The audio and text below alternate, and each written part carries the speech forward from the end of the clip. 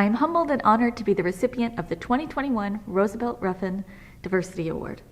Striving to make our campus community more equitable and inclusive is never solo work. I'd like to thank first and foremost Dr. Mamie Thorns for being a tireless champion. I am also appreciative to work with such wonderful colleagues like Dr. Ken Jolly, Dr. Chris Giroux, Dr. John Hinton, Dr. Veronica Drake, and too many others to name in this short space. You constantly show me new perspectives. And to my students, who encourage me to think differently. And to my family, Jeff, Fletcher, and Pearl, for whom I try to be a better person every day. Thank you.